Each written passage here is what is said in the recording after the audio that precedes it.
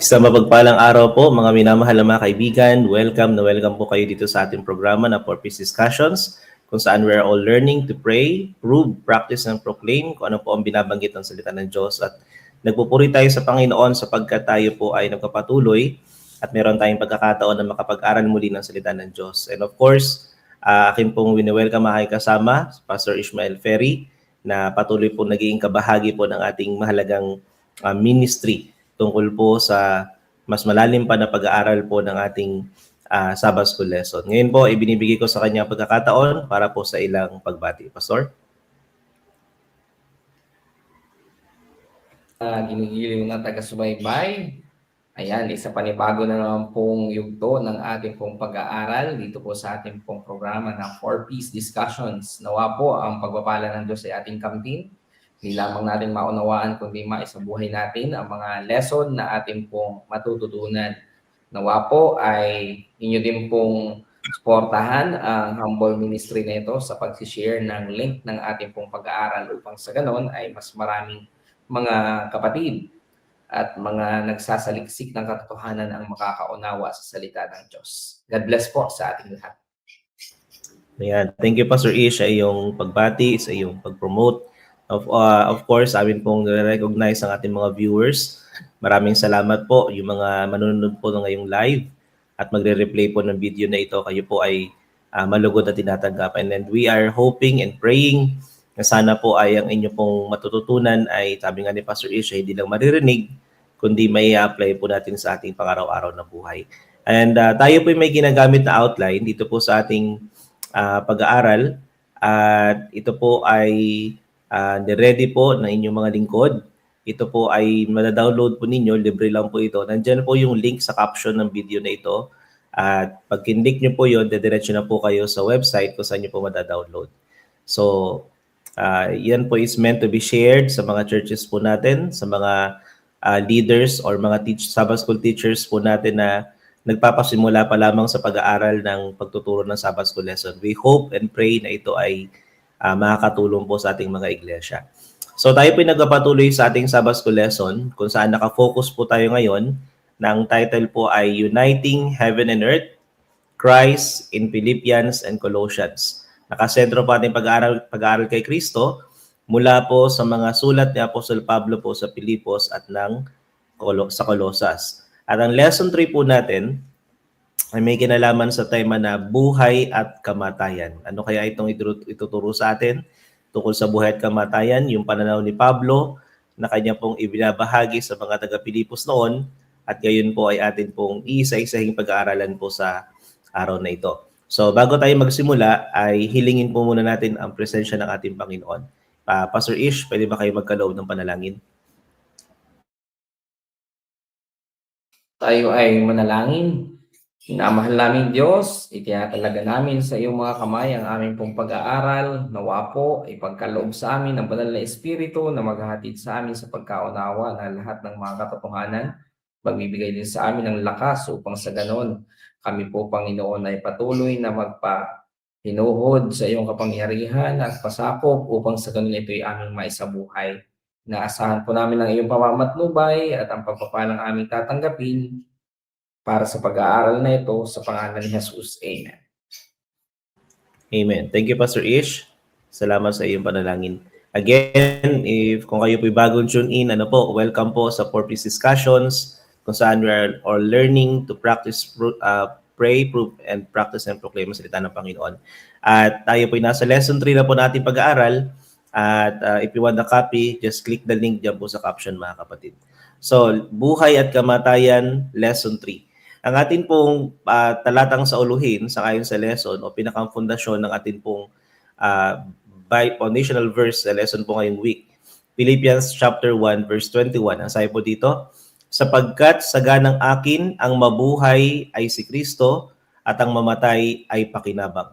So ito pong verse na ito ay talagang kahit saan denomination na ay maririnig po natin. Especially yung mga tao na talagang fully solve ang kanilang buhay na sila po'y nakatalaga sa gawain ng Panginoon. So, para sa kanila ay yung kanilang pong buhay ay talagang para sa Panginoon at kung sila man ay mamatay habang sila ay sumusunod sa Panginoon, yun po'y napakalaking sa ibang salita ay napakalaking ginansya para sa kanilang sarili. So makikita po natin dito yung yung mga prinsipyo at character po na selflessness, yung willing obedience, come what may, ano man ang mangyari, basta ako'y susunod at maglilingkod sa aking Panginoon. So ito po yung very thing na meron talaga sa Apostle Pablo, kaya kaya po niyang banggitin ito, especially po sa mga taga Pilipos. So panimulang kaisipan mga kapatid, minsan ay nang sinabi po ni Martin Luther King Jr., kung ang isang tao ay walang natuklasan na handa niyang ikamatay, hindi siya karapat-dapat mabuhay. So napakabigat itong statement na ito na kumbaga if you don't have something to parang to die for, pero wala tayong walang essence yung buhay natin. Parang ganoon po yung dating. Kumbaga wala tayong paglalagakan ng buhay natin, wala tayong paglalagakan ng ating yung ating gagawin ng mga paglilingkod sa buhay. So ito po matapang na pahayag na ito ay sumasalamin sa naging buhay po ni Apostle Pablo. Para sa kanya, ang kamatayan ay hindi po kawalan kundi pakinabang, sapagkat ang kanyang buong pagkatao ay nakatali kay Kristo. So hindi lang pala ito basta Pastor Ish basta prinsipyo, kundi talagang ito na yung kanyang ito na yung kanyang resolve sa kanyang sarili na ano man ang mangyari, ano man ang pagdaanan ko sa buhay, talagang hindi na ako bibitaw kay Kristo. Kung mamatay man ako dito, at least namatay ako sa kamay ni Kristo. Yun yung magandang bahagi ng buhay ng paglilingkod ni Apostle Pablo. Sabi dito, hindi lamang ito mga hungkag na salita. Handa si Pablo na ituring ang sarili na tupa para sa katayan. Sangayon po sa Romans chapter 8 verse 36. Dahil ang kanyang lumang sarili ay napako na sa cross kasama ng Panginoon. Yung very essence po ng Galatians 2:20 na hindi na ako ang nabubuhay, kundi si Kristo na ang nabubuhay sa akin. Kaya lahat ng gagawin ko, sabi na Apostol Pablo, para na to kay Kristo. So sa madaling salita, naging handa si Pablo na mamatay para sa Ebanghelyo dahil ang kanyang buhay ay ganap ng pag-aari ng Diyos. So ito po yung mga four piece ng ating lesson po for this week. Number 1 po ay pagluwalhati kay Kristo sa lahat ng pagkakataon. Point number 2, pagtatagumpay sa espiritual na pakikibaka. Point number 3, pananalig sa katiyakan ng pangako ni Kristo. At point number 4, pagkakaisa at katapangan para sa Ebanghelyo. So yung point number 1 and 3 ay i-share po na inyong lingkod. And point number 2 and 4, towards conclusion, ay ibabahagi po ni Pastor Ish. So ang point number 1 po natin ay pagluwalhati kay Kristo sa lahat ng pagkakataon. Sabi po sa Philippians, yung atin pong foundational verse 1, chapter 1, verses 20 to 21, ayon sa aking lubos na inaasahan at pag-asa, na sa anuman ay hindi ako mapapahiya, kundi sa buong katapangan, na gaya ng dati, gayon din naman ngayon, ay dadakilain si Kristo sa aking katawan, maging sa pamamagitan ng buhay o sa pamamagitan ng kamatayan, sapagkat sa ganang akin, ang mabuhay ay si Kristo at ang mamatay ay pakinabang. So yun po pala yung pinanggagalingan nun. Naintindihan na Apostle Pablo na kung bilang isang mananampalataya, kung luluwalhatiin natin si Kristo at gusto natin luwalhatiin si Kristo, may kabayaran po ang pagluwalhati. At ang pinakang kabayaran po nun ay yung buong tayo, yung buong pagkatao natin na nakasuko kay Kristo. Na anuman ang mangyari, anuman ang pagdaanan natin sa ating buhay, yun ay dadaanan natin willingly, submissively, wholeheartedly, kasi gagawin mo lahat yun para maluwalhati si Kristo. Ano po? So, yun pala yung magiging pinakang magiging buhay ng isang mananampalataya kung talagang siya ay buong sarili niyang isinuko na talaga yung sarili sa Panginoon. Kasi yun yung meron kay Pablo. Hindi lang siya nagsasalita para lang i-encourage siya mga taga-Philippians. Hindi lang basta dahil gusto niyang turuan. Kundi yun talaga siya. The moment na ma-meet ni Apostle Pablo si Kristo sa Damascus, yung Damascus experience niya, at binago ng Panginoon yung kanyang mga pananaw, yung kanyang puso, yung kanyang direksyon sa buhay, naintindihan niya na yung bang mindset na ako'y isang hamak na makasalanan lamang na tinawagan ng Panginoon sa gawain. Kahit ako'y maraming kasalanan, tinanggap ako ng Panginoon. Dahil tinanggap niya ako, ibibigay ko na ang lahat sa Kanya. Gagawin ko na ang lahat para sa Kanya.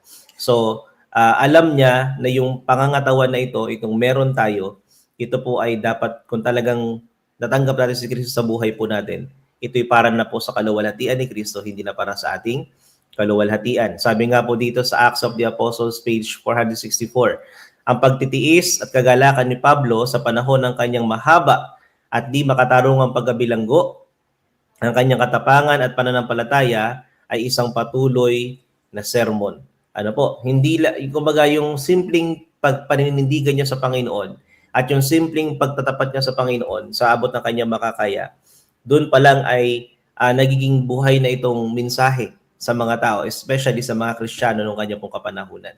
Sabi nga po sa Conflict and Courage, page 365, si Kristo ay dadakilain, ang sarili ay itatago, at si Kristo ay lilitaw bilang lahat sa lahat. So, pag dinakila natin ang ating Panginoon, ang natural na result is yung sarili po natin hindi na ma-highlight. We will all learn to submit, parang i-hide natin yon so that yung katwiran ni Kristo, yung kabanalan ni Kristo, yung po ma-highlight. At yung po yung kung ang direction po ng ating mga paglilingkod ay laging ganun mga kapatid, to the glory of Christ, yun po yung pinaka-solid na paglilingkod na hinahanap ng Panginoon po sa atin. Pero pag ang paglilingkod po natin ay to get applause, yung tayo ay ma-recognize, yung tayo yung naha-highlight lagi, yung ikaw bilang isang magaling na tagasunod ng Panginoon ay sa halip na maging followers ng Panginoon ay nagiging followers mo, ay yun po ay hindi po yun sa ikaluluwalhati ni Kristo. Kasi si Apostol Pablo mga kapatid, hanggang sa huling sandali ng kanyang buhay, wala siyang ibang ginawa kundi ituro ang lahat papunta kay Kristo. Ano po? Kasi si Kristo ang kanya pong niluluwalhati. So ito po yung ilang mga prinsipyo makukuha po natin sa point number 1. Ang una po, ang mga paghihirap at pag-uusig ay hindi hadlang sa Ebanghelyo, kundi mga plataporma upang ipakita ang kapangyarihan at biyaya ng Diyos sa harap ng ibang tao. Ano? Dito ko nakita yung, pag pala natin, tiniis natin, nag-endure tayo sa mga pagsubok ng buhay, habang nag-share tayo ng gospel, hindi pala ito dapat tingnan as challenge lang, kundi tingnan natin to as plataforma na kapag nalampasan mo to, mas lalong may kilala ng mga tao ang Panginoon sa iyong buhay. Ano po? At yun yung nakikita ni Apostle Pablo during his time. Another po is, kailangang isuko ng tao ang paghahangad sa papuri ng kapwa at ituon ang pansin na nahahayag ang karakter ng Diyos.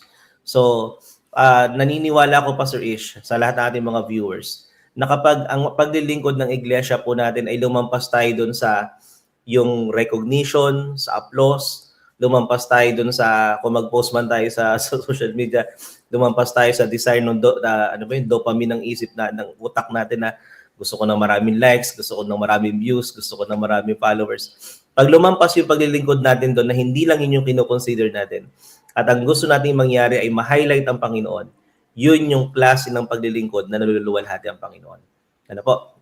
Another po na prinsipyo is, ang tunay na lingkod ay handang magugol at gumugol, spend and to be spent para sa iba, kahit na ang kanyang pag-ibig ay hindi masuklian o maunawaan ng mga pinaglilingkuran niya. Yan. Exactly, it's si Kristo po ang pinaka-example po nito na he is willing to be spent and be spent. Binuhos na lahat para po sa atin. And once na naintindihan po yun ni Apostle Pablo, ginawa rin po niya yung ganong klase ng paglilingkod na ginawa ni Kristo. Na kahit siya ay yung ginagawa niyang effort ay hindi masuklian, kahit yung kanyang ginagawang paglilingkod ay parang hindi na-appreciate, tuloy-tuloy lang siya. Kasi nga, ginagawa niya yung para sa kaluluwalhati ng Panginoon. So I hope and I pray mga kapatid na as we go along sa ating paglilingkod sa Panginoon, ay matutunan po natin na ang laging paglilingkod po natin ay anuman ang ating pagdaanan sa ating buhay, wala tayong ibang magiging goal kundi maluwalhati si Kristo sa lahat ng pagkakataon ng ating pong buhay. So, yun po yung point number 1. So, proceed po tayo sa point number 2 to be shared by Pastor Ish. Pastor? Ayan, dako po tayo sa point number 2 ng ating pong pag-aaral. Ang pamagat ay pagtatagumpay sa espiritual na pakikibaka. Paano tayo magtatagumpay sa espiritual na pakikibaka? Kanina doon sa binanggit ni Pastor Josh, yung mga talata, nabanggit yung verse 21. Sabi ni Pablo ay pakinabang ang kamatayan pero nauna muna yung kondisyon. Ang kondisyon ay kapag nabuhay ka para kay Kristo. Ano po? Doon lamang merong pakinabang ang kamatayan. Paano yung mabuhay para kay Kristo? Paano ang magtagumpay laban sa espiritual na pakikipagbaka? Ating pag-aralan mga kapatid. Narito ang wika ng Roma 7:14 hanggang 25. Realidad ng pakikibaka. Sapagkat nalalaman natin na ang kautusan ay espiritual, ngunit ako'y makalaman na ipinagbili sa ilalim ng kasalanan. Sapagkat ang ginagawa ko'y hindi ko nalalaman, sapagkat ang hindi ko nais ang ginagawa ko. Subalit ang kinapupuotan ko, iyon ang ginagawa ko. Subalit kung ang hindi ko nais ang siya kong ginagawa ay hindi na ako ang gumagawa nito, kundi ang kasalanang nananatili sa akin. Habag na tao ako, sino ang magliligtas sa akin mula sa katawang ito ng kamatayan? Ngunit salamat sa Diyos sa pamamagitan ni Jesucristo na Panginoon natin. Kaya nga ako mismo ay naglilingkod sa kautusan ng Diyos sa pamamagitan ng aking pag-iisip, ngunit sa pamamagitan ng laman ay sa kautusan ng kasalanan. Itong mga talatang ito, mga kapatid, ay kadalasan ay nagiging kontrobersyal. Ano po? Sapagkat marami ang mga gumagamit ng talatang ito para patunayan na kahit wala kang o kahit ikaw ay consciously na kay Jesucristo, ikaw ay makasalanan pa rin daw dahil sa iyong nature. Ano po? Kasi sabi po dito ng talata daw ay yung hindi niya gustong gawin, yun ang nagagawa niya. Yung kapuutan niya, yun ang nagagawa niya, mga kapatid. Tapos kapag siya gumagawa ng kasalanan, sabi daw ni Pablo ay hindi siya gumagawa nun, kundi yung kasalanan mismo. Para natuloy na yung kasalanan o yung nature, yung likas nating pagiging makasalanan ay kumikilos ng kanya para gumawa ng kasalanan. Hindi po, mga kapatid. Tandaan natin ang konteksto ng talatang ito ay tumutukoy sa pagkatapos na si Apostol Pablo ay makakilala na kay Jesucristo. Ngunit ipinapahayag niya kung ano ang realidad ng pakikibaka ng isang taong sumuko na kay Kristo. Pinapaliwanag niya na nariyan pa rin ang likas na makasalanan, na kung hindi ito talaga papatayin, itong ating datihang likas, papatayin sa pamamagitan ng sinasabi ni Apostol Pablo sa Galacia, na yung mga na kay Kristo, ipinapako ang lahat ng mga pita ng laman, lahat ng gawa nito. So kung ito ay hindi natin po, mga kapatid, sa tulong ng Panginoon ay pagsisikapan na ang makasalanang likas ay hindi bigyan ng provision para ito ay manatiling buhay, ang mangyayari kahit pa ikaw ay nagdeklara na ikaw ay na kay Kristo, ngunit meron ka pa rin mga provisions para sa iyong laman na makasalanan, nariyan at binibigyan mo pa ng buhay, ay mangyayari talaga mga kapatid, magagawa mo ang hindi mo gusto. Ikaw ay na kay Kristo na, ang kagustuhan mo ay gumawa ng kabutihan at ng katuwiran. Ngunit kung ang iyong likas, mga kapatid ko, ay hindi mo ipinapako pati na ang mga pita nito, gagawa ka ng mga bagay na alam mo hindi mo dapat gawin. So ipinapaliwanag ni Apostol Pablo na kung tayo nakikibaka sa ganoong paraan, mga kapatid, ay walang pag-asa para sa atin. Walang pag-asa para sa atin. Kahabag-habag. Sabi niya, kahabag-habag na tao ako. At nagtatanong siya, sino magliligtas sa akin mula sa katawang ito ng kamatayan? Nandito ang ating katawan. Kahit tayo yung nagsumuko na kay Jesucristo, nandito pa rin yung likas na makasalanan. At kapag hindi nga natin ito pinipigilan o pinapako ang mga pita nito, ito'y magti-take over. Every time na kapag mahina ang ating spirituality, ang ating katawan, ay nagti-take over. Lahat ng pita, lahat ng lust nito ay nagti-take over, mga mahal na mga kapatid. So, sabi ni Pablo, paano ako maliligtas sa ganitong kalagayan? Sabi niya, ngunit salamat sa Diyos sa pamamagitan ni Jesucristo na Panginoon natin. Yan. Sa pamamagitan ng Panginoong Jesucristo, kaya po natin i-suppress ang ating pong makasalanang likas at paghariin ang espiritu sa ating mga loob.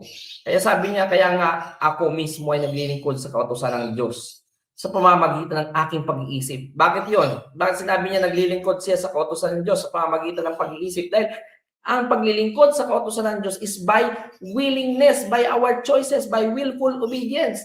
Kapag ito talagang kinakailangan mong piliin na sumunod ka sa Panginoon. Dahil pag hindi mo pinili na sumunod ka sa Panginoon, mahina ang spiritual mo, mag-take over itong iyong likas na makasalanang katawan ng kamatayan at magagawa mo yaong mga bagay na dapat mo kamuhian. Kaya pinapaliwanag sa atin dito ni Apostol Pablo na ang paraan ay sa pamamagitan ni Hesukristo na Panginoon natin. Pero kinakailangan natin maglingkod sa kautusan ng Panginoong Hesukristo by our choice.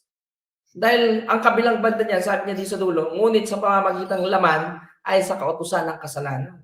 Dahil kapag hindi natin pinili talaga at pinanghawakang matibay ng pagpili kay Hesukristo at tanggihan ang mga pita ng laman, ang pita ng ating laman, mga kapatid ko, ay ano po? Ay agad na mangunguna sa atin kung kaya nga tayo nakakagawa ng mga bagay na hindi kalugod-lugod. Alam naman natin hindi kalugod-lugod. Pero yun nga ang kasalanan ang siyang nangunguna sa atin. Ayan, sabi nung iba ay kahit hindi ka gumawa ng kasalanan ay makasalanan ka pa rin kasi sabi dito ni Pablo, pag nakagawa daw siya ng kasalanan, hindi siya yun. Kundi kasalanan ang gumawa, Ay di parang katulad noong sinasabi doon sa Pastor Josh, yung isang yung isang hinuli ng mga pulis, tapos kasi siya ay gumawa ng kalokohan. Meron ang kaso sa kanya ay acts of lasciviousness, tapos meron siyang sexual harassment.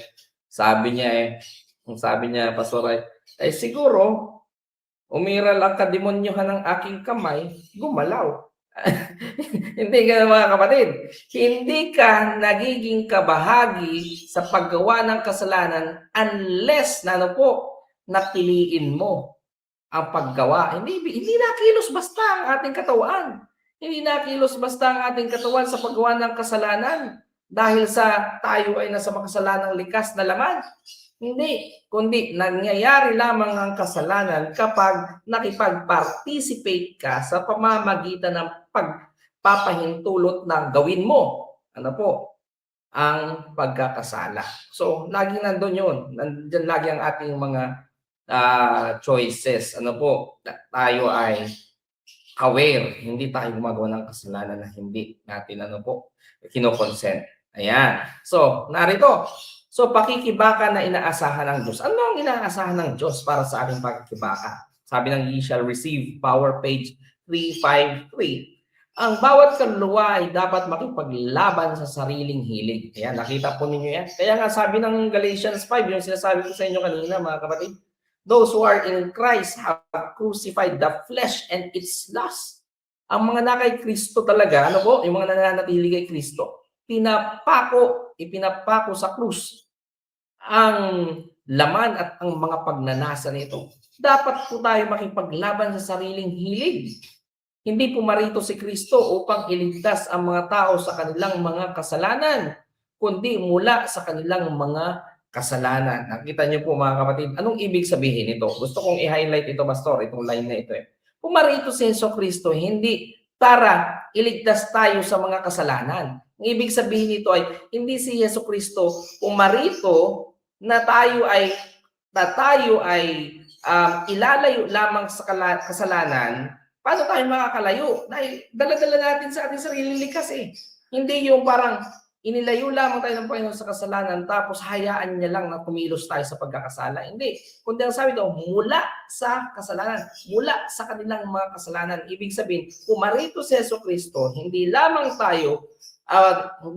sa layunin na i-address ang kasalanan mismo sa ating mga likas, kundi dumating siya mismo para alisin, magkaroon talaga tayo ng total freedom from sin, mga mahal na mga kapatid. Kasi pag sinabi natin dumating si Kristo upang iligtas sa kanilang mga kasalanan, ay yung parang inalis ng Panginoon yung penalty. Pero tuloy ka sa paggawa, hindi. Kundi ang sabi talaga dito, kundi mula sa kanilang mga kasalanan. Gusto ng Panginoon na sa kanyang pagliligtas, mawalan talaga ng presensya, ng power at ng penalty ang ating mga kasalanan. O, mawala ang penalty, mawala ang power, mawala ang presence ng kasalanan. So araw-araw ang gawain ng pagtatagumpay ay dapat sumulong. So kaya nga po naniniwala tayo sa salvation.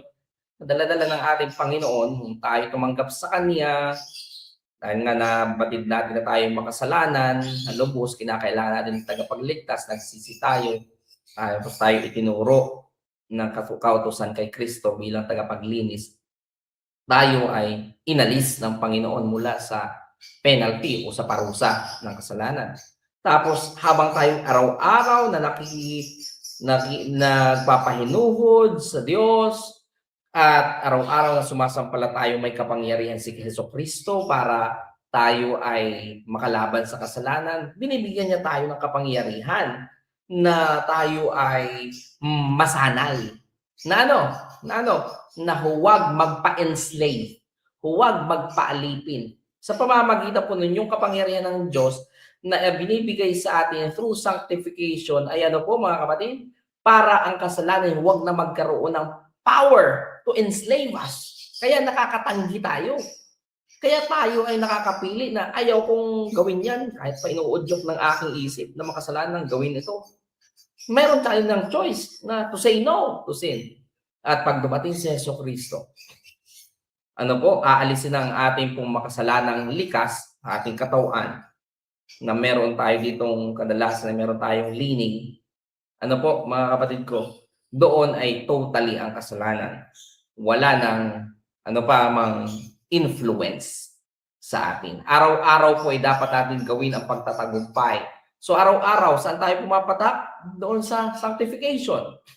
Sumuko tayo sa Panginoong Diyos dahil binanggit sa atin kanina na sa pamamagitan lamang ng kapangyarihan niya tayo makakalaban. At yun ay sa pamamagitan ng paglilingkod sa kautusan ng Diyos through our willful obedience, mga mahal na mga kapatid ko. At ito'y dapat araw-araw na may sagwa sa ating buhay hanggang dumating tayo saan? Sa araw na kung saan ay talagang totally alisin ng Diyos ang impluwensya ng kasalanan sa atin. Narito ang mga prinsipyong ipinagkakaloob. Sa nagaganap na dakilang tunggalian, hindi tayo gumagamit ng dahas, kundi ng mga espiritual na sandata tulad ng pag-ibig, awa, at pagpipigil sa sarili na nagmumula sa salita ng Diyos. Tama, bagaman nga yung dahas, mga kapatid, ay para sa kalabang laman. Hindi yun ang ating pakikipagbaka, sabi ng Biblia. Sapagkat ang ating pakikipagbaka ay spiritual. Hindi mo rin naman pwedeng dahasin ang iyong sarili, Pastor Josh, na magpapalo ka sa likod hanggang sa ito'y dumugo o kaya naman ay sugat-sugatan mo ang iyong mga katawan katulad ng ginawa ni Baal o ng mga propeta ni Baal. Hindi. Ang kinakailangan gawin ng mga lingkod ng Diyos ay gamitin ang sandata na ipinagkakaloob ng Panginoon katulad ng pag-ibig, awa, pagpipigil sa sarili. Ito ay nagmumula sa pagkaalam, pagkaunawa ng salita ng ating Panginoon Diyos. Ito, mga mahal na mga kapatid, ang ating mga sandata. So, alam natin kung gaano ka makapangyarihan yan. Kaya niyang, kaya nitong ipako ang lahat ng mga pitah ng ating laman. Kaya nitong isuppress, i-overpower, mga mahal na mga kapatid. Siyempre, ito ay nangyayari sa pananalig natin kay Jesucristo. Okay, so ang ganap na pagpapasailalim sa kalooban ng Diyos, gaya ng ginawa ni Jesus at ni Pablo, ang tanging paraan upang maging matatag at hindi magapi sa gitna ng mga pagsubok. Ayan, ito na yon. Ito yung tinularan ni Pablo sa Panginoon. Kaya sabi nga ni Pablo, imitate me as I imitate Christ. Dahil sa siya ay nagsisikap na tularan ng Panginoong Jesucristo, ay naging karapat dapat si Pablo na maging halimbawa na tularan din natin, mga mahal na mga kapatid. So kung ito po mapapansin natin, sabi nga ni Pastor Josh, nung nakita ni naunawaan ni Pablo na ang Panginoong Hesukristo ay gayon na lamang ang kanyang naging halimbawa, tinularan niya talaga ito. Ninais niyang maging katulad ang Panginoong Hesus sa pagsasanay ng kanyang sarili para siya ay manatiling nasa sa ilalim ng kalooban ng ating Panginoong Diyos. Iyan ang tunay na pakikipagbaka. Diyan po tayo nagiging matatag. At kaya nga, Pastor Josh, isip mo lang kasi yung iba, ang kanilang kaisipan, hanggat merong trials at tribulation, ay tawag dito, ay meron daw possibility ng tao magkasala. Sadya naman. Pero hindi automatically sila naging makasalanan kapag merong tribulations and trials.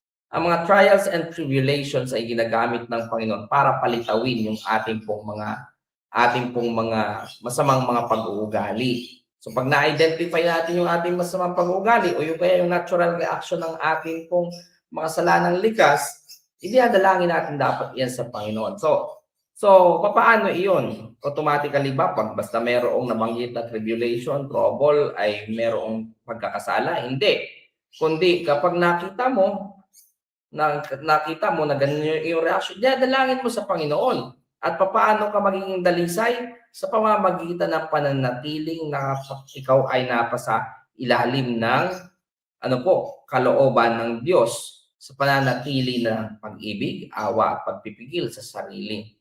So, ang sabi po dito, ang tagumpay laban sa kasalanan at pag-ibig sa sarili ay hindi nagaganap sa isang saglit lamang. Ito ay nangangailangan ng araw-araw na pagpili na mamatay sa sarili. Kaya sabi ni Pablo, I die daily. Namamatay siya araw-araw. So, papaano siya namamatay? Ibig sabihin ba nun ay nalalagutan siya ng hininga araw-araw? Napakahirap naman nun, mga kapatid. Ang tinutukoy niyang namamatay ang kanyang sarili araw-araw. Ang tinutukoy niya, pinapatay niya ang kanyang makasalanang mga pagnanais. Paano yun? Pinipigilan niya ang kanyang sarili na makagawa ng ng mga bagay na labag sa kalooban ng Diyos. Ay kaya nga, 'di ba? Para kasing yung ating mga kasalanang likas, Pastor. 'Di ba? Alam naman natin yung mga kasalanan natin, likas na kasalanan natin, binanggit din niya sa Galatia bilang contrast doon sa fruit of the Holy Spirit. Para yang katulad ng halimaw na nasa ating puso na nagugutom Lagi yan. Pag nagugutom ang ating mga likas na kasalanan, pag nagugutom, hahanap talaga yan ng bagay na kung saan ay masasatisfy. Alam mo yun, yung ating kasalanan, halimbawa, ang kasalanan natin ay sexual sin. Hindi yan mapapakali. Hindi yan matatali hanggat hindi niya na satisfy yung sexual sin. So, ibig sabihin, kapag hindi nakakagawa ng sexual sin, hindi yan masasatisfy. Talagang pumaring magwala yan.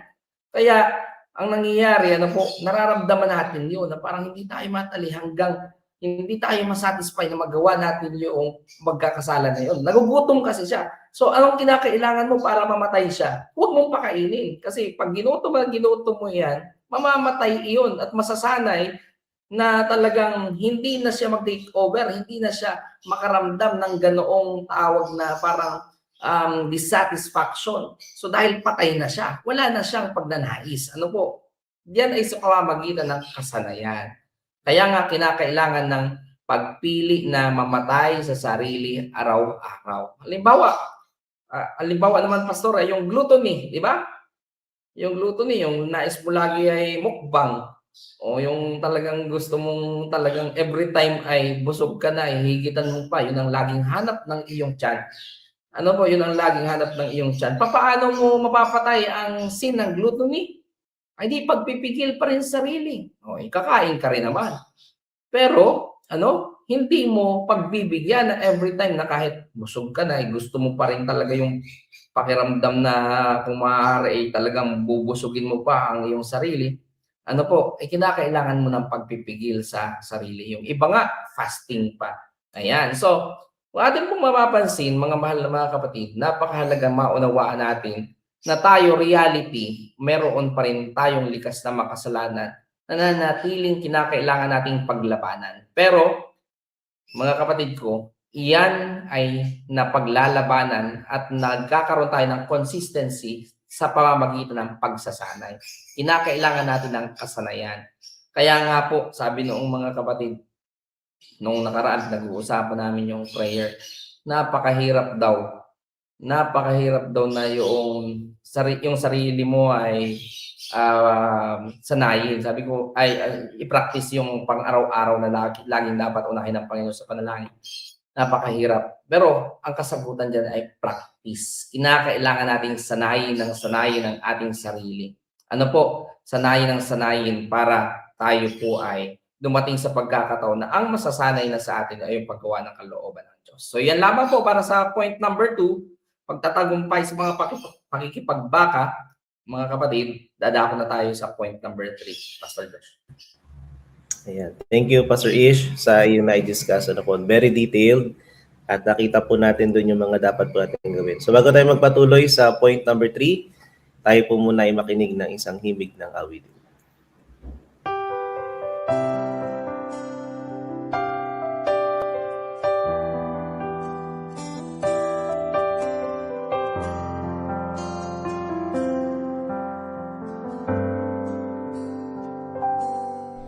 Sa mundong ito ating tinatapakan, may halong lungkot at sayang nararanasan.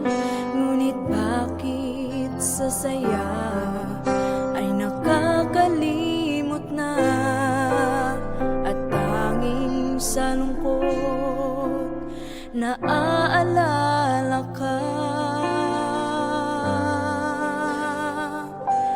Patawad, O Jesus, sa pagtalikod ko, sa bawat kasalanan na nagbako sa'yo. Di naisip ang hirap nung ako'y dinubos, kapalit iyong dugo at luha sa krus.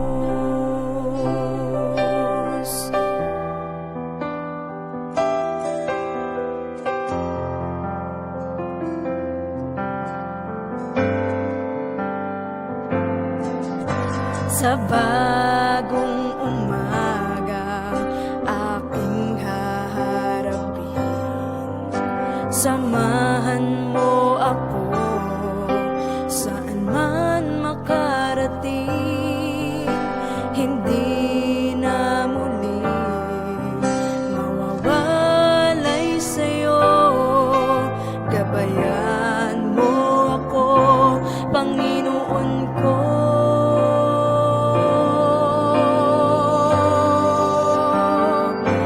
Patawad, O Jesus, sa pagtalikod ko, sa bawat kasalanan na nagbako sa'yo. Di naisip ang hirap nung ako'y tinubos, kapalit iyong dugo at luha sa krus. Patawad, O Jesus, sa pagtalikod ko, sa bawat kasalanan na nagbako sa'yo. Di naisip ang hirap nung ako'y tinubos, kapalit iyong dugo at luha sa krus. Kapalit iyong dugo at luha sa krus.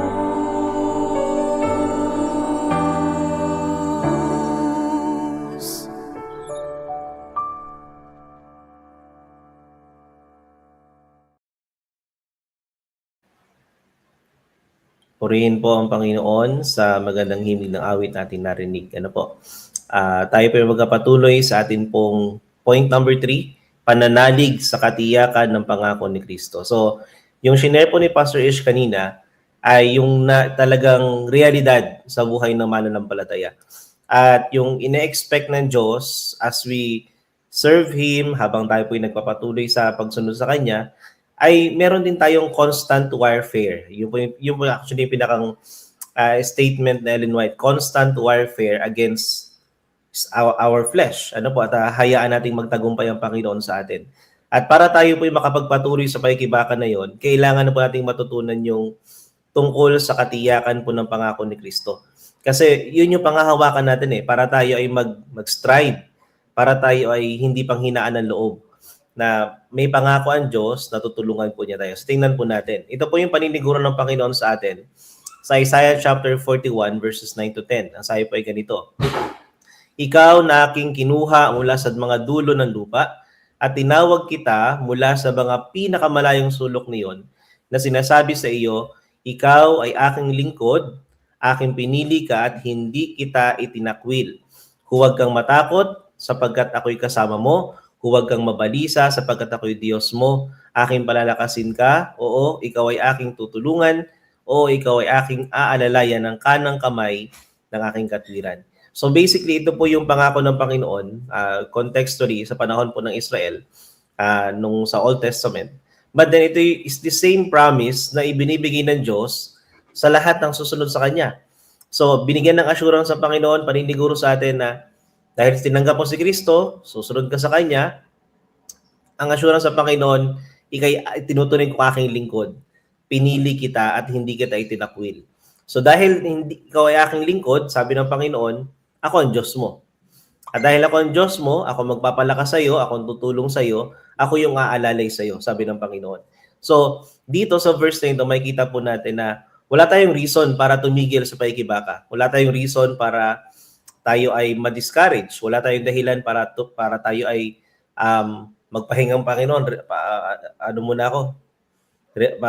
Laylo muna ako, Panginoon. Wala Walang ganon. Kasi ang sabi ng Panginoon, as you continually have your warfare against your flesh, spiritually, kayo lumalaban para sa Panginoon, sabi ng Panginoon, nandito ako para sa iyo. Susuportahan kita, tutulungan kita. At ito po yung katiyakan na binibigay ng Panginoon sa Romans chapter 8, 37 to 39. Ngunit sa lahat ng mga bagay na ito, tayo higit pa sa mga mananagumpay o nagtatagumpay sa pamamagitan niya na sa atin ay umibig.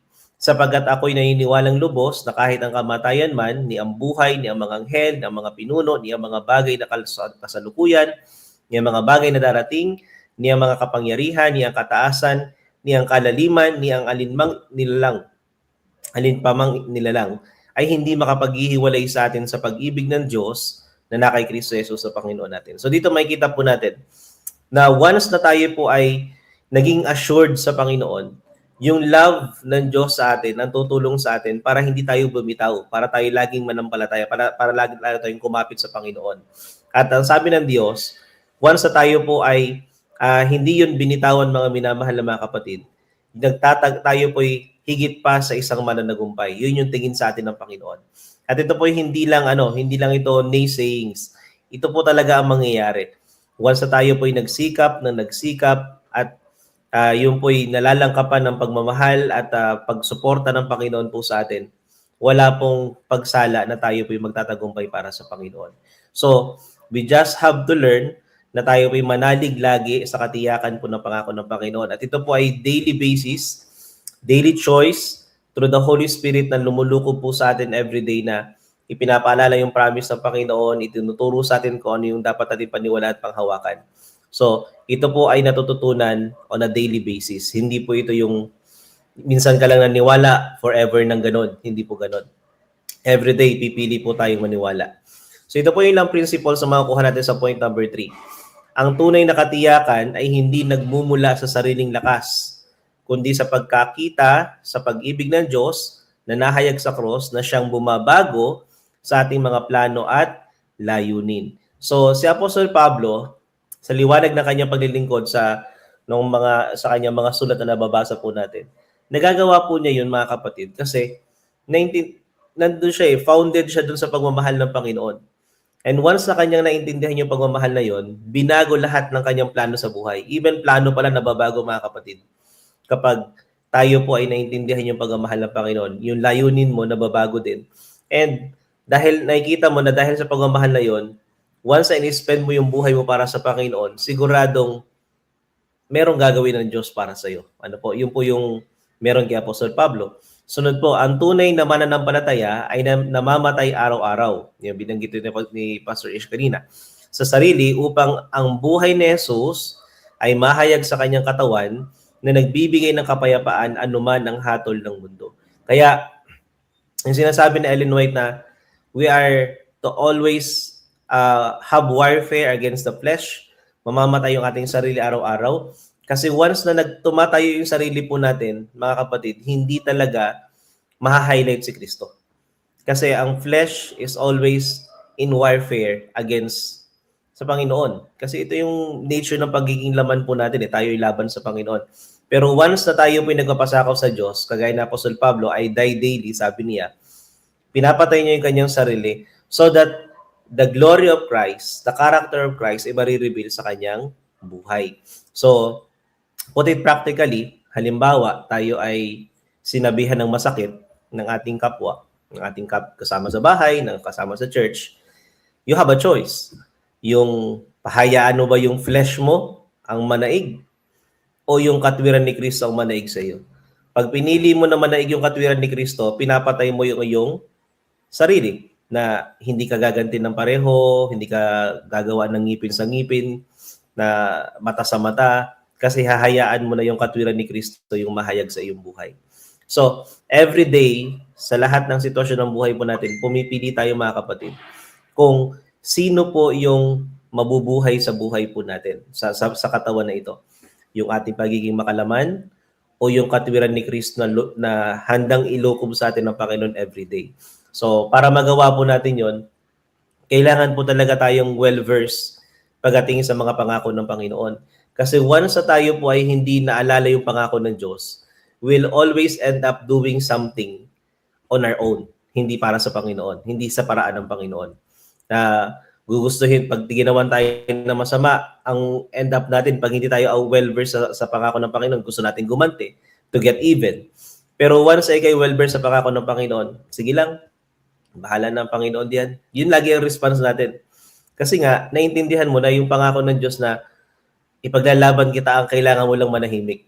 Di ba? Pangako yun ng Panginoon. So, yun po yung isang bagay na meron si Apostol Pablo na gusto rin ng Panginoon na meron tayo. Kaya si Apostol Pablo, di ba, si Pastor Ishi pa sa Apostol Pablo, kaya niyang pumatay. Siya, kayang-kaya talaga niya kasi yun yung naging buhay niya bago yung ma-encounter si Kristo eh. So kung yung mga gumagawa sa kanya ng masama after niya ma-encounter si Kristo, pwede siyang gumanti. Pwede siyang sumaksak, pwede siyang, may alam siya eh. Pero dahil pinapatay niya yung kanyang pagiging makalaman at hinahayaan niyang mabuhay yung Panginoon sa kanyang buhay, hindi na siya gumaganti. Even to the point na binugbog siya. Diniscuss ni Pastor Iso na karaan lesson na halos mamatay na siya. Pero ni isang ganti, hindi ginawa ni Apostol Pablo. Kasi pinapatay niya yung kanyang pagiging makalaman. Kasi gusto niya ang mahayag ay yung katwiran ni Kristo. So last principle po dito sa point number 3, ang katiyakan sa pangako ng Diyos ay hindi kailanman nakabase sa ating nararamdaman o iniisip nating nais mangyari sa atin, kundi nakabase ito sa Diyos mismo na kailanman ay hindi nabibigo sa kanyang mga pangako. So, when we want assurance sa pananampalataya, ang pinakang assurance natin ay ang Diyos mismo. Ano po? Even yung nakaraan lesson natin nung fourth quarter ng 2025, di ba sabi doon, walang anumang ipinangako ang Panginoon nang hindi natupad. So, doon nakikita po natin na hindi tayo nakabase doon sa pangako, kundi nakabase tayo doon sa Diyos na kahit kailan hindi siya nawawala sa kanyang pangako po sa atin. So, if we want assurance in life, kung gusto natin ng assurance ng tagumpay sa pananampalataya, let's get closer sa Panginoon, mga kapatid. Pagtibayin yung relationship sa Panginoon kasi nasa Kanya yung assurance sa lahat ng bagay.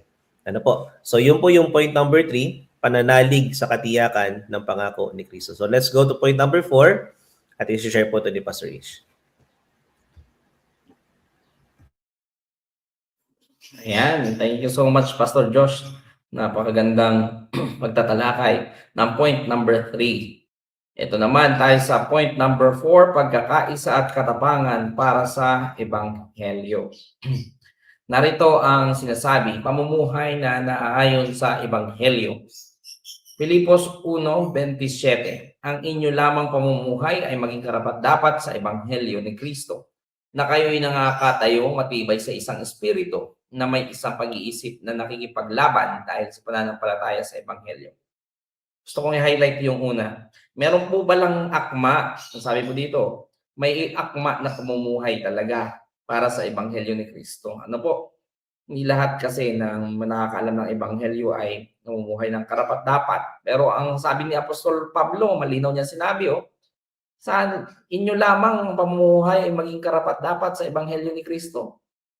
Napakahirap siguro, Pastor Josh, na tayo ay nagdadala ng Ebanghelyo pero ang ating buhay ay hindi akma.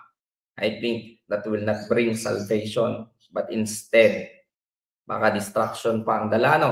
Sabi dito na kayo'y nangakatayong matibay. May pinaliwanag niya anong klaseng buhay yung buhay na karapat-dapat sa Ebanghelyo.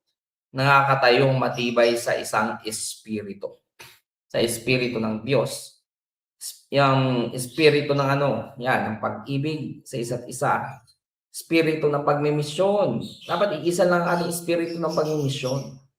Isang espiritu lamang para sa sa ating pagsamba sa ating Panginoon Diyos. Yan ang ibig sabihin ng isang espiritu, marami pang iba.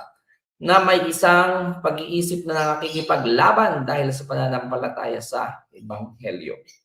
Wika ng Juan 13:34 hanggang 35, isang bagong utos ang sa inyo ibinibigay ko, na kayo magmahalan sa isa't isa.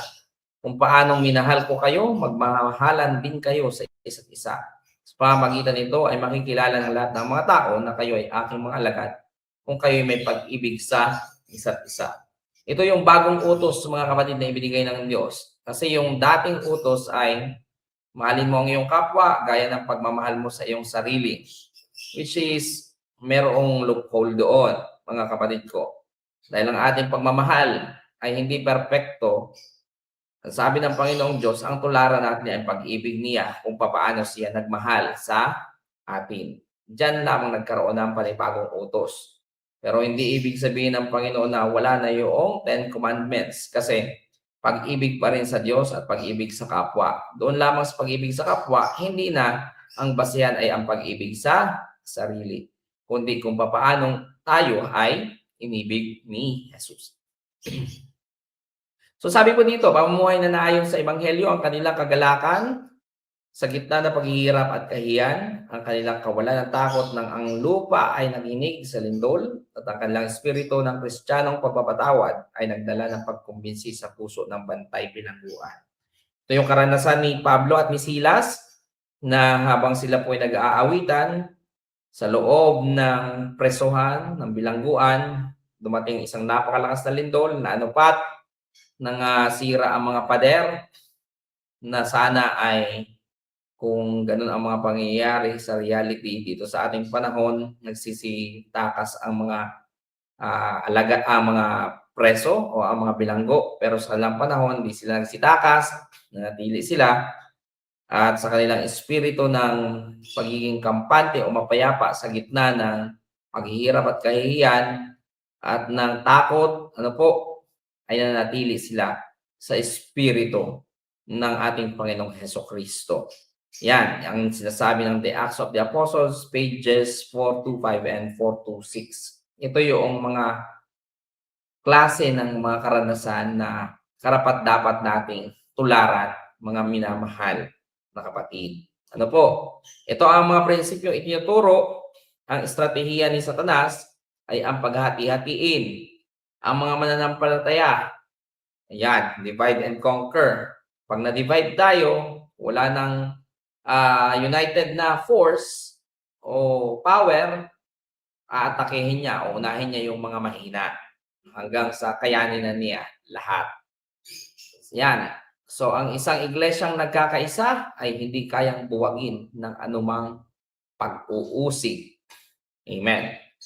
So, ang katotohanan ng salita ng Diyos, ang misyon sa pagpapahayag at ang pagkakaisa ng mga miyembro ay hindi maaaring magkahiwalay. Mas malalasap ang tagumpay kung lahat ay makikibahagi. Amen.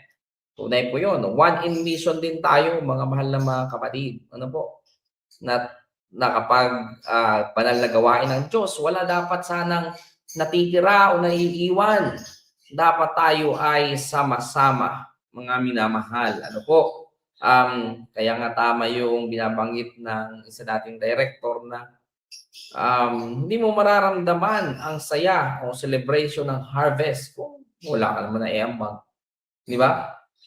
Parang katulad ng kami nung graduate after 7 years na mahirap ang kalagayan sa AUP dahil dumanas tayo ng pag-working student.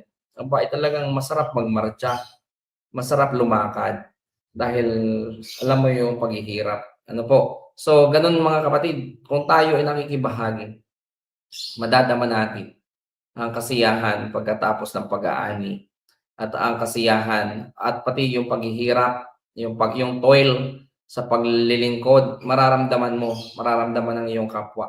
Kaya nga po ang misyon ay dinisenyo ng Panginoon na dito tayo lalago spiritually. Sabi ni Ellen White, wala nang ibang dinisenyo ang Diyos na pagpapalago ng atin pong spirituality kundi ang makibahagi sa gawain ng Diyos. Diyan tayo natututo na manalangin para sa ating pong mga Bible students, sa ating mga interest, na kung maaari ay pigilan ng ating sarili na mag-behave tayo sa tulong ng Diyos sa paraan na magiging kaakit-akit sa kanila para sila ay makahikayat. Doon tayo nasasanay ng ating Panginoon.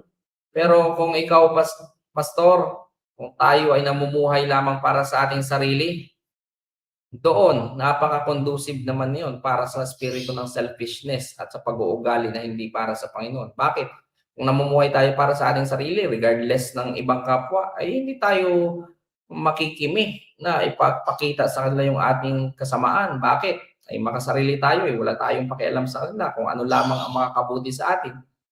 Yun lang ang mangyayari. Pero kung ikaw ay merong layunin na ang isang tao ay maakit papunta sa Panginoon, i-consider mo ang iyong ugali, i-consider mo ang iyong relasyon sa Panginoon, i-consider mo ang kabuuang estado ng iyong mga kasamahan.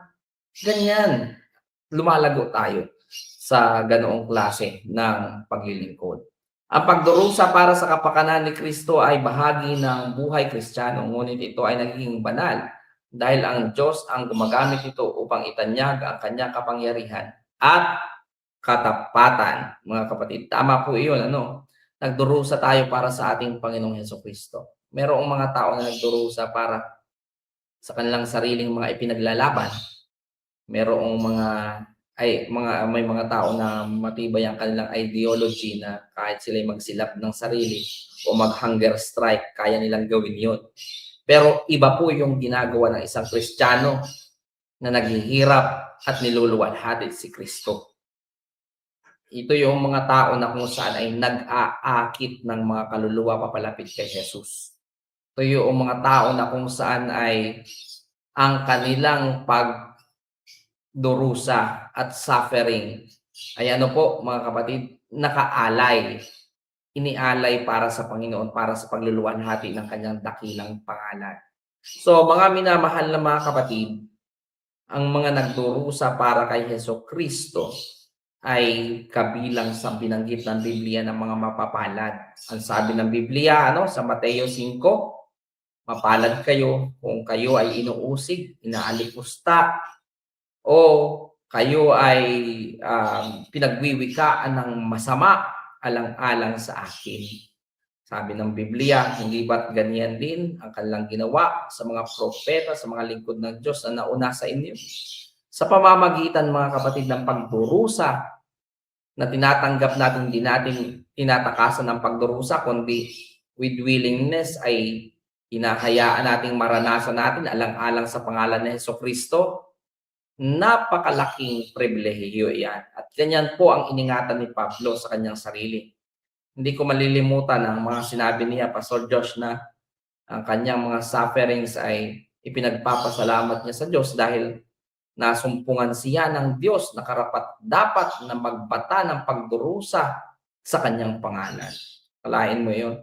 Pero kinakailangan po nating maunawaan iyon. ng ating mga pagdurusa dahil sa katuwiran ay hindi winawalang kibot ng ating Panginoon. Kanyang itinatala sa kanyang aklat ng alaala at kanya din naman itong ginagantimpalaan sa takdang panahon. Mga kapatid ko, ano po ang iglesia ng ating Panginoong Diyos, ang Remnant Church ay magdaranas ng ganyan. Hindi tayo makakaiwas dyan, Pastor. Pero personally, pwede mong takasan kung gusto mo. Ano po, kung gusto mo, pwede mong takasan. Pero ang pagiging nasa panig ng Panginoon palagi ay hindi talaga yan nagpa-promise o nag-a-assure ng ng isang buhay na mapayapa. Ano po, may kapayapaan pero may mga kaguluhan. Paano nagkakaroon ng kapayapaan ng isang Kristiyano? Kung masusumpungan niya ang kapayapaan sa gitna ng kaguluhan, pag-uusig. Hindi yung ibig sabihin talaga yung mapayapa na walang mga pagsubok sa buhay. Ayan, so mga minamahal na mga kapatid, dyan po, kinakailangan natin as a church, we need pagkakaisa at katapangan para sa ebanghelyo ng ating Panginoon. Sa mga duwag, sabi ng Biblia, di ba? Sabi ng Biblia, ang mga duwag hindi magmamana ng kaharian ng langit. Ano po? Dapat tayo maging matapang para sa ebanghelyo. Dahil pag tayo paduwag-duwag, sa harapan ng kamatayan, tayo ay tumatakas dahil sa pagdadala ng ebanghelyo ng Panginoon. Ano po, yung mga hindi ikinakahiya ang Panginoong Diyos sa harapan ng iba, hindi rin ikakahiya ni Jesucristo sa harapan ng Ama. So, mga minamahal na mga kapatid, yan lamang para sa point number 4. Palagay ko, dadako na tayo dun sa mga questions, Pastor, ano? Dadako na tayo sa mga questions, ang mga tanong na pag-uusapan. Sige po. Ayan. Thank you, Pastor Isha, point number 4. At sana mga kapatid, dito po ay maging yung mga na-discuss si Pastor Ish, mangyari po sa mga churches po natin, sa buhay po ng mga kapatid natin. Kami mga pastor ay yan po ang pangarap namin makita sa bawat iglesia kami pinaglilingkuran. Ano po, kasi naniniwala kami na isa po yan sa mga hinihintay ng Panginoon, lalo na sa huling kapanahonan ito, yung mahayag, yung tunay na pagkakaisa at yung pamumuhay ayon sa ebanghelyo ng Panginoon. So, ito po yung mga tanong mga kapatid, mga kaibigan na mga nanonood na pwede niyo pong gamitin sa inyo pong discussion. Unang tanong po ay, sa gitna ng iyong mga personal na pagkakabilanggo, mga pagsubok, sakit o kawalan ng katarungan, paano mo mapapanatili ang isang masayang sermon sa iyong buhay upang si Kristo ang makita ng iba sa halip na ang iyong sariling pagdurusa? Parang very practical ito, Pastor Ish. Kasi ito mismo yung meron kay Pablo kahit nakakulong, kahit nahihirapan, sinisikap niya na yung buhay niya ay maging isang mensahe na mag-i-encourage sa ibang tao. So ano kayang pwede makuha natin, Pastor Ish? Paano natin ito pwedeng gawin sa buhay po natin?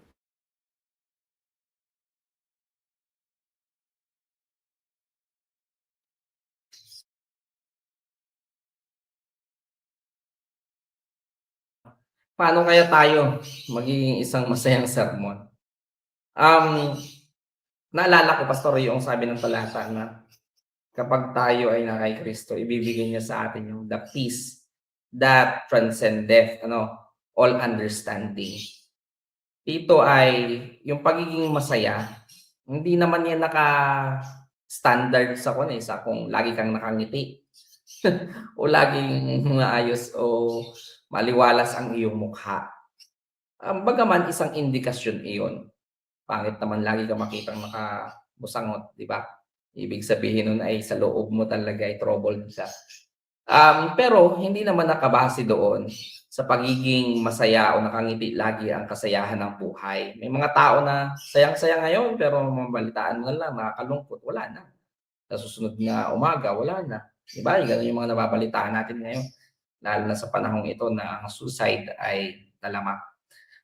Pero ang aking gustong i-point ay yung peace. Yung kapayapaan na kaya na hindi maunawaan ng mga pang-unawa. Ang ibig sabihin nito ay yung awesomeness o yung kahangahangang nakikitang kapayapaan sa mga tunay na lingkod ng ating Panginoong Diyos.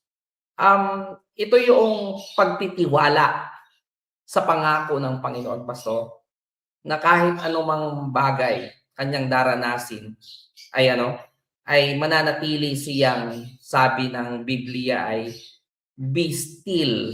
Ang sabi doon, be still. Kanta yun eh. Ano nga itong... Ayan, be still and know that I am God. Yan, yun. Ganun yung kasiyahan na gusto kong i-emphasize. Yung ikaw ay nananatiling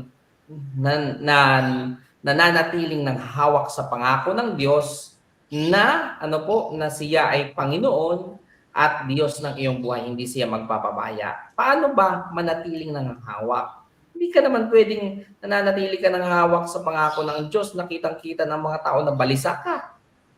O kaya naman ay taranta ka na. Paano na ipapakita yon? There is peace.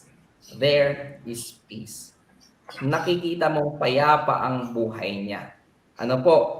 Pero mga kapatid ko, hindi ko rin naman ibig sabihin na payapa ang buhay ay yung wala ka nang gagawin. Ay basta nandiyan ang Panginoon, para kang siluwan na nakanganga ka sa bayabas hanggang sa ito ay malaglag. Hindi. Kundi may peace ka at ginagawa mo yung mga bagay na alam mong naaayon sa paraan ng Diyos.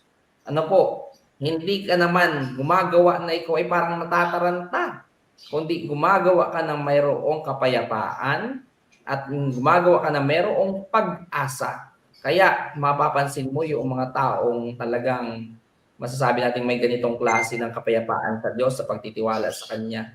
Yung hirap na pero nakakapagbahagi pa rin sila ng kanilang karanasan at mamumutawi sa kanilang puso ay yung pagsasabing may gagawin ang Panginoon. Hindi naman sila yung nagtatago, yung nagkukunwari na tapos sa likod pala ay merong ginagawang kung ano-ano, hindi. Kundi ito yung pananatili sa Panginoong Diyos sa kanyang pangako. So, yun ang ibig kong sabihin sa kabila ng mga pagsubok. Si Pablo nga, ganun ang ginagawa sa halip. Alam mo yung peace nila Pablo, nakatanikala sila, kumakanta sila.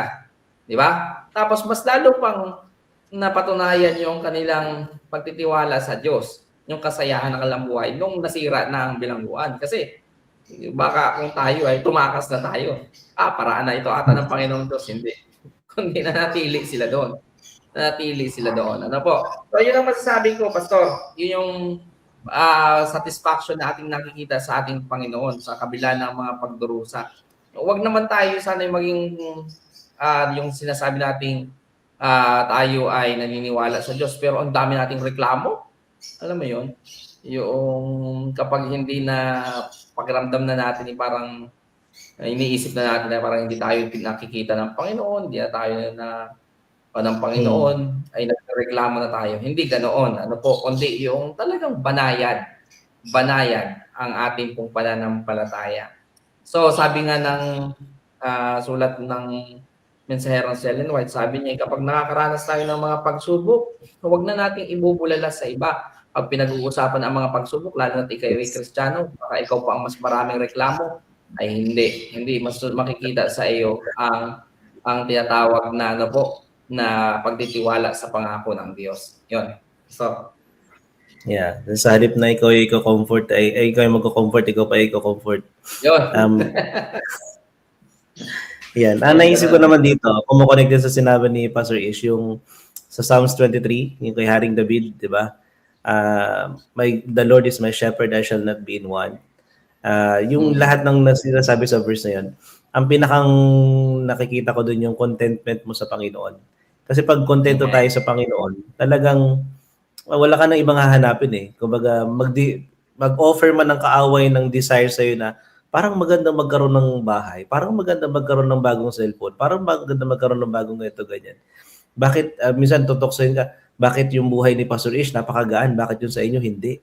Yung mga ganong temptation ng kaaway, comparison. Yes. Pero once na tayo ay contented sa Panginoon, na alam mo na sapat yung provisions ng Panginoon para sa iyo, I think we will be a kind of sermon na masayang tingnan sa mga tao. I mean, darating tayo sa point na sabihin ng mga tao, Pastor Ish, wala ka bang problema? Bakit parang wala kang problema? Kasi nga, nakikita sa aura ng buhay mo, yung atmosphere mo kapag kasama mo yung circle of friends, yung circle ng mananampalataya na, parang itong tao ito hindi nagkakaproblema. Ano kaya sikreto nito? No, hindi nila alam, Yan. kontento ka sa Panginoon. Hindi nila alam yung Mm-mm. sinasabi ni Pastor Ish. Nasa iyo yung peace na alam mo na ano man ang mangyari, hindi ka malalayo sa mga pamamaraan ng Panginoon sa iyong buhay. So, yun po yung aming sagot, mga kapatid. Maybe meron kayong sagot niya. May gusto kayo i-add, Pastor Ish? Wala na, Pastor. Yun din ang aming nais na Ayan. ipuntos. Ayan. Thank you, Pastor Ish. So, sa mga nakikinig, if you have your idea, pwede nyo po i-post yan sa ating pong comment section. Next question po ay, sa pagharap sa iyong mga great controversy o dakilang tunggalian, halimbawa sa iyong ugali, relasyon o pananampalataya, paano binabago ng pangakong si Kristo ay nagtagumpay na ang iyong pananaw sa mga paghihirap na ito? Yan. Yan. Ayan, siguro po sa akin ay paano nababago. Sa akin, ang indikasyon ng hindi nababago ay yung hindi ako mag-give up. Hindi ako mag-give up. Kasi alam ko si Yesu Cristo nagtagumpay na and sa pananampalataya ay pangako niyang sa akin siya. Hindi ako mag-give up. Doon ko may papakita na hindi nababago ang aking pananaw sa doon ko mapapakita na nabago ang aking pananaw sa pagharap sa mga great controversy sa buhay dahil alam ko na nagtagumpay ng ating Panginoon. Pero kapag ako ay nag-give up, ibig sabihin, indikasyon lamang iyon na ganun pa rin ang aking pag-iisip. So kapag tayo mga kapatid sa great controversy, kaya nga ang turo sa atin ng third angel's message ay narito ang pagtitiyaga ng mga banal. Sila yung mga hindi nag-give up. Kung sana yun, gusto ko lang i-relate doon. Nandun yung pagtitiyaga. Nandun yung kanilang pagtitiis. Sabi din ng Matthew 24, ang magtiis hanggang sa wakas, hindi ay siyang mahaligtas. So, kung tayo mga kapatid ay nauunawaan natin ang great controversy sa ating mga buhay, katulad sa ating ugali, relasyon na pananampalataya, kung ito ay may kinalaman sa ating ugali, hindi tayo mag-give up na lumapit sa ating Panginoon. At tayo ay patsampalatayanan na kaya niyang baguhin ang ating mga pag-uugali sa pamamagitan din ng ating pong patuloy na pagnanatili sa Kanya. Dahil kung tayo po mga kapatid ay mag-give up, ay hindi talaga iyon nagpapakita na tayo ay sumasampalataya sa kakayanan at sa ginawa na accomplished, past tense, sa na-accomplish ng Panginoon sa ating buhay. Kasi it's all about faith, Pastor So ang ginawa ni Yesu Cristo, yung na-accomplish niya sa cross ay sapat para sa ating pagtatagumpay at yung kanyang pamamagitan ngayon ay siniselyuhan pa yung ating nagiging desisyon sa kanya kung tayo nanatili sa kanya, di ba? So kung tayo ay sumasampalataya sa ating Panginoong Heso Kristo, hindi tayo susuko. Hindi tayo tatalikod, mga kapatid. Hindi tayo manlalamig. Ibig sabihin ay kung maaari pa nga nagpasimula tayo na tayo ay in some degree ay mainit sa pananampalataya, patuloy tayong magiging mainit sa pananampalataya. Yun ang ibig kong sabihin, Pastor. Thank you, Pastor Ish. Nakaka-relate ako doon. At i-compliment ko yung sinabi mo. Once na talaga naiintindihan natin yung tagumpay ni Kristo, we will see na wala tayong kailangan idagdag. Yun yung sinasabi ni Pastor Ish kanina. You just have to respond on it. So, kay Pastor Ish, ang kanyang response ay hindi siya susuko. At along with it, kasama po doon yung acceptance na kapag sumunod ka sa Panginoon, meron talagang tribulation. Reality, hindi na siya magiging parang abstract ang dating sa iyo. Bakit ako namin naglilingkod sa Panginoon? Bakit parang ako ay dinadaluyo ng problema? Na darating ka sa understanding, di ba? Na, dahil sumusunod ako sa Panginoon ay talagang makakaranas ako nito. Acceptance. And yung binabanggit ng 1 Peter na yun yung magiging parang bahagi natin kay Kristo. Nabasa ko yun bahagi natin kay Kristo sa kanyang mga pagdurusa. Pero hindi mo siya i-accept hanggang dun lang.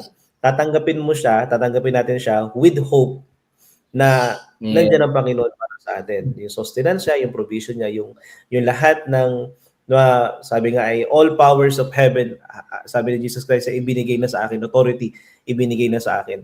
So when we have Christ, nasa atin yung lahat ng kapamahalaan, yung authority ng sangkalangitan na ibinigay kay Kristo para tayo makapanagumpay sa buhay. So in Amen. complement sa sinabi ni Pastor Ish, sa akin po ay acceptance with hope na tayo po hindi pababayaan ng Panginoon. So yun po yung pananaw na nakikita po natin sa mga great controversy na ito. So pangatlong question po ay sa paanong mga paraan, ito Pastor Ish, very crucial dito kasi nangyayari ito sa mga churches. Sa paanong mga paraan sinusubukan ni Satanas na hatiin ang ating mga lokal na iglesia o pamilya sa kasalukuyan at paano natin magagamit ang katotohanan at misyon upang muling mabuo ang ating pagkakaisa at mawala ang ating takot at mga hidwaan. Yan. Ayun, tayo pastor, tayo ay hindi lamang nakakakita ng kung paano ang mga kapatid ay kumikilos sa mismong nakikita natin o kahit sa GC o sa social media nakikita natin yung mga pag-uusap pero isang mga bagay, alam mo na mapapansin ko na si Satanas gumagamit kahit napakamababaw na mga dahilan. Napakamababaw na dahilan, gumagamit pa rin siya. Pero nakita ko na yung mga mababaw na dahilan na iyon ay parang gatong na ginagawa ni Satanas.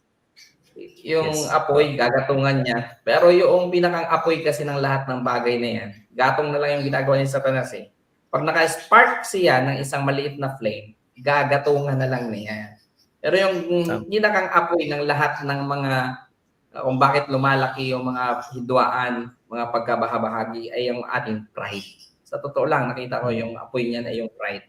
Mga kapatid, na akin pong napansin, kasi Satanas gumagamit ng ganoong mga kaparaanan, yung pride.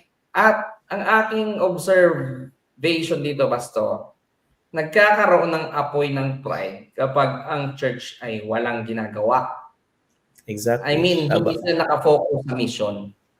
Yun eh. Ako ay, bago ako nga maging district pastor, bago ako maging district pastor, nung alam ko na ako magiging district pastor, ako ay naghingi ng mga counsel sa mga may mga experience na. At ang isang nagbigay sa ng magandang counsel ay ang isa nating kasamahan dito sa Batangas. Ang sabi niya Pastor, kung gusto mong ang mga kapatid ay ma-lessen o mawala yung kalamang hidwaan, bigyan mo lagi sila ng gagawin.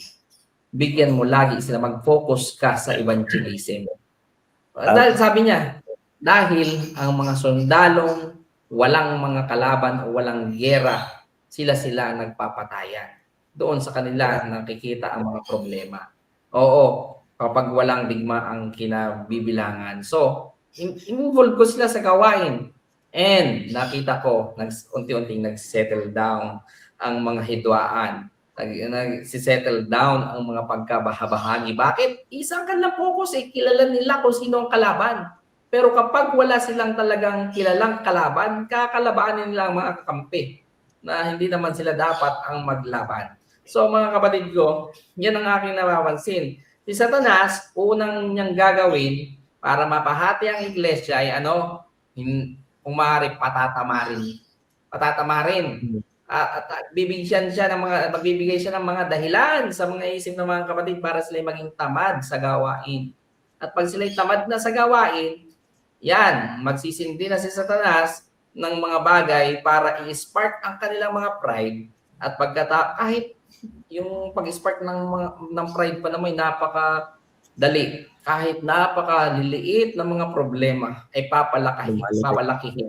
Pero doon ko yung nakikita, Pastor. Pag hindi talaga focus sa misyon, napakadali ni Satanas na magsindi ng apoy at gatungan ng gatungan hanggang sa magkaroon ng pagkabahabahagi.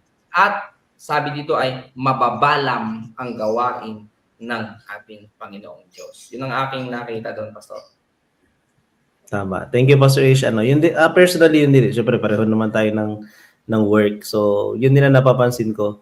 Kapag ang kapatid ay hindi busy sa gawain, talagang busy yan mag-usap ng buhay ng may buhay. Yun ang nangyayari dyan. Kaya maganda po talaga yung focus ng ating church ngayon. Grounded in the Bible, focus on the mission. Kasi nga, yun yung ang kaaway gagawa at gagaway ng maraming mga paraan para tayo po ay bigyan ng, alam mo yun, madadivert yung isip natin sa dapat ginagawa na natin na paglilingkod. Ipapasok yung mga maling turo, ipapasok yung mga maling na doon na lang tayo na yun na doon na lang mauubos ang oras niyo buong Sabado, nag-uusap kayo tungkol doon na dapat ay nakapag na-spend mo para mag-win ng soul ay naubos pa sa debate sa kung ano-ano pinag-uusapan. So mga kapatid, ako po ay one with Pastor Ish sa kanya pong naobserbahan. Talagang yun po talaga ang isa sa pinupuntiran ng kaaway. Kasi si Satanas ay masaya at talagang victorious siya kapag nagawa po niya ng iglesia ay walang ginagawa. Pag na talagang nangyari yung kanyang plano na ang church ay hindi mangangaral, ang church ay hindi gagalaw para gumawa sa gawain ng Panginoon. Satisfied ang kaaway doon. But we as a soldier of Christ, mga kapatid, ay wag nating hayaan ng kaaway na maging masaya. Tayo pong lahat ay maging kabahagi ng gawain ng Panginoon at ito po, pag tayo po ay nagtalaga sa gawain ng Panginoon, mga kapatid, unti-unting mamamatay yung ating galit, mamamatay yung ating hidwaan, mamamatay yung mga issue na sinasabi ni Pastor Ish na hindi naman saan dapat palakihin ay lumalaki. Mawawala po yun, mga kapatid. So, thank you, Pastor Ish, sa iyong kasagutan. Thank you rin sa iyong time. I think we will proceed now sa ating conclusion na ibabahagi po sa atin ni Pastor Ish. Pero bago po yon, konting review lang po ng ating 4Ps. Una po, pagluwalhati kay Kristo sa lahat ng pagkakataon. Number 2, pagtatagumpay sa espiritual na pakikibaka. Number 3, pananalig sa katiyakan ng pangako ni Kristo. At number 4, pagkakaisa at katapangan para sa Ebanghelyo. Ngayon naman po, ibigyan din pagkakataon kay Pastor Ish. Pastor? Ayan, tayo po ay dadako sa konklusyon. Ang tunay na tagumpay ng iglesia ay nakasalalay sa Panginoon na nagdudulot ng matatag na pananampalataya na hindi natitinag kahit ng kamatayan at nagpapanumbalik ng pagkakaisa sa ipinangako sa propesiya. Tunay, mga kapatid ko, lahat ay nagmumula sa ating Panginoon. Ang gagawin natin ay mag-respond. Tayo tumugon. Kung hindi tayo tutugon, Pastor Josh, ating bang matatamasa ang mga pinagkakalob ng Diyos sa matatag na pananampalataya? Hindi rin natin po makakamit, mga kapatid. Kaya ang kinakailangan natin ay isa positive response, ang patuloy na pagpapasailalim at pagpapahinuhod sa kung ano ang ginawa, ginagawa, at gagawin pa ng mga mabuting bagay na may kinalaman sa kanyang pagliligtas sa atin na kung saan ay tanging siya lang ang nakakapagkaloob. So sabi po dito sa dulong bahagi, sa pamamagitan ng mga kaloob ng Espiritu, ihahanda ng Diyos ang isang bayang nakikita ng mata sa mata. Ayan, napakaganda po. Kaya po, gamitin natin lahat ng mga ipinagkaloob ng Diyos. Yun na ang emphasis, Pastor, ng gospel ng Matthew 24:14. The gospel of the kingdom shall be preached unto all nations as a witness, ang sabi doon. Shall be preached unto all the world as a witness unto all nations. So bilang patotoo, papaano tayo magpapatotoo sa kanila?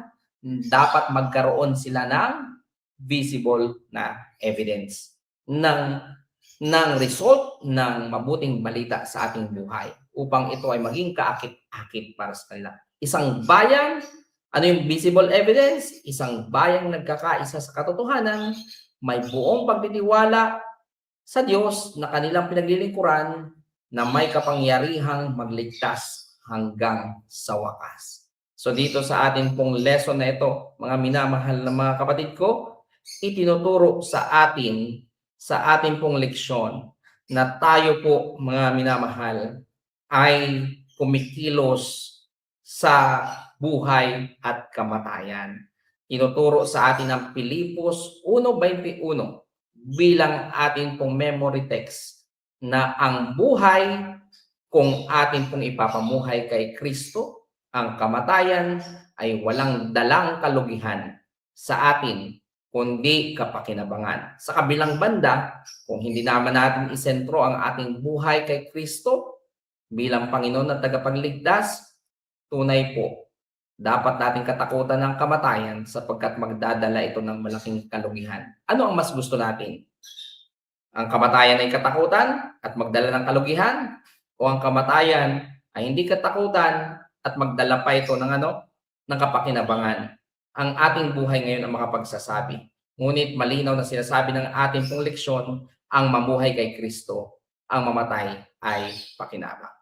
So yun lamang po, at maraming salamat sa inyong pong pagsubaybay. Purihin ang ating Panginoong Diyos sa ating pong mga leksyong narinig mula sa inyong mga lingkod. Ang kapangyarihan ng Banal na Espiritu ang tumulong sa atin upang ito'y maisabuhay araw-araw. Maraming pong salamat. Amen. Thank you, Pastor Ish. Sa conclusion, bago tayo magtapos, tayo po'y manalangin. Mapagmahal po na yung Panginoon ngayong araw. Nagpapasalamat po kami na amin pong napag-usapan ng leksyon ninyo na itinuturo po sa amin tungkol sa buhay at kamatayan. Tulungan kami, Panginoon, na ma-acquire po namin sa aming sarili ang parehong pananaw, parehong layunin na meron si Pablo nung siya po'y nabubuhay pa habang siya'y nagdilingkod, na anuman ang kanyang maranasan, ang mabuhay ay para kay Kristo at ang mamatay malaking pakinabang. Idinadalangin po namin na kilang Diyos, ito po'y magiging realidad sa buhay po namin. Nang sa ganon, kami po ay hindi panghihinaan ng loob, hindi kami susuko sa pananampalataya, gaano man kabigat ang dagok ng pagsubok na ibinibigay ng kaaway.